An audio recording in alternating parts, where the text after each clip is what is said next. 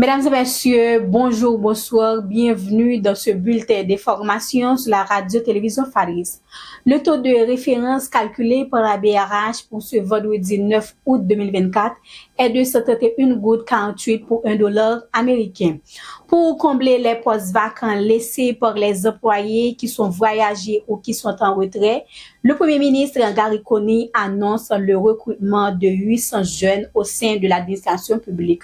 Ce recrutement se fera par le biais de concours qui sera organisé à travers tout le pays. Gary Coney assure que les sélections se feront sur base de compétences et d'aptitudes ainsi qu'une égalité de chances. Cette mesure a été prise à travers un atelier sur l'audit et la récapitalisation des ressources humaines de l'administration publique que le chef de la primature a effectué hier jeudi 8 août 2024. Alors que la principale mission de Gary Coney est de rétablir la paix en vue d'organiser des élections dans le pays avant le 7 février 2026, lors d'une interview accordée aux médias américains BBC News, il a fait savoir qu'il sera difficile de respecter cette date. Le Premier ministre Gary Coney a visité le ministère de l'Intérieur et des collectivités territoriales hier jeudi 8 août 2024. Lors de cette visite, le chef du CSPN et ministre de l'Intérieur a pu constater les dégâts causés par les bandits armés qui ont vandalisé les locaux du dit ministère. Gary Coney en a profité pour inviter la population à identifier leurs vrais ennemis.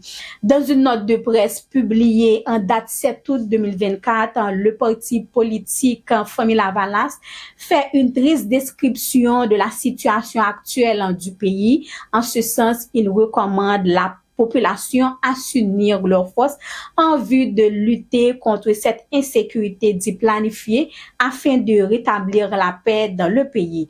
Lors d'une conférence accordée à la presse le jeudi 8 août 2024, la coordination du bloc des avocats engagés pour la libération des prisonniers politique et pour la défense des droits humains invite la population à fouler le macadam ce dimanche 11 août 2024 en vue d'exiger le départ du Conseil électoral provisoire qui, selon la coordination, est illégitime. Sur le plan international, le réseau social X, anciennement appelé Twitter, sera suspendu pour 10 jours au Venezuela, a annoncé le président Nicolas Maduro jeudi 8 août 2024. Il accuse la plateforme d'inciter le peuple vénézuélien à la violence. Les États membres de l'ONU ont approuvé le jeudi 8 août le tout premier traité international destiné à lutter contre la cybercriminalité. Ce texte, qui doit encore être ratifié pour chaque pays, est officiellement adopté par l'Assemblée générale. Fin de ce bulletin d'information. Merci de l'avoir suivi. C'était avec vous, Kieline Jean-Paul, pour la présentation.